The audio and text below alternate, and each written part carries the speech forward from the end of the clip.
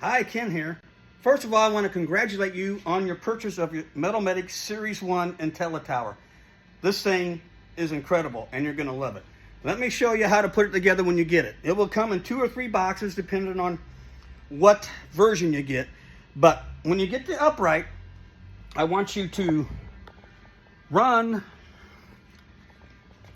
the pulley block all the way forward because I want you to lay it down where these legs are poking up, and it's right next to the edge of your table because we're going to put the plate on here and it's going to want to tip down. So it's going to be helpful if you had another guy to help you. So what we're going to do, remove the pump from your base plate if it's attached, and your center stabilizer bar. We don't want that on the plate right now. Okay, you'll get your plate. These are all pre-fitted when we make them. Then we take them apart and put them in the box. And what I want you to do, you're going to get these 2 set screws that come with it. I want you to put them on the top ones right here, these facing up. And when you put the plate on, these screws here are for your stabilizer bar, and they need to be towards the top because it goes here. So orientate it that way, and then I want you to line up those 2 set screws and push it in. Now that's going to hold it in together there. And then you're going to take the screws that are included, these screws here, and they're shaped like this, and this is a corresponding cone that goes in there.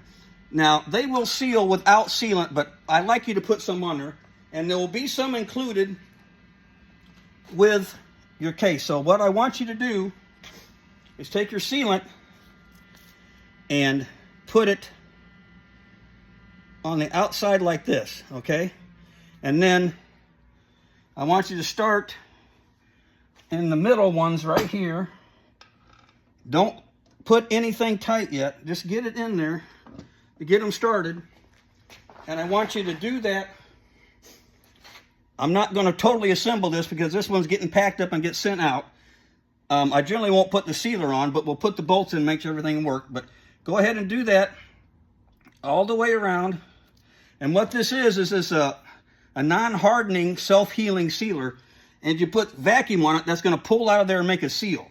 So put them on every one of them, all the way around, and leave them loose. And once you get them in, you're going to need a 40 Torx, and you want to run them up and just snug them in the pocket here. Okay, and do that all the way around. Kind of do that like you would do your wheel lug. And once you have them all just about in there, then you need to take, we recommend you torque these down to 35 to 45 foot-pounds. Now, not everybody has a torque wrench, but they're pretty tight. But you got to be careful. You go too tight, you're going to snap your torque bits off. Okay, so after you torque them all down nice and tight to 35 to 40 foot-pounds, you're ready to go. And then, of course, if this was a all package, you have your wheels on it, then you can set it back down, put your stabilizer foot back on there, and it never hurts to put a little sealant on these 2. They're back here, they're going to be sealed anyways. This is a secondary seal that supports the middle of this plate because you get so much pressure on that from vacuum that could distort, and this holds it from distorting so you can get a bigger, longer, stronger vacuum hole. So you do that and put your pump back on and hook everything up. Everything else is pretty well self-explanatory, but this is the part you're going to have to put on. So that's how we want you to do it.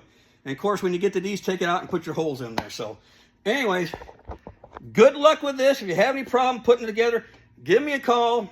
The phone number's on the website. I'll walk you through it, or give me some messages. See ya.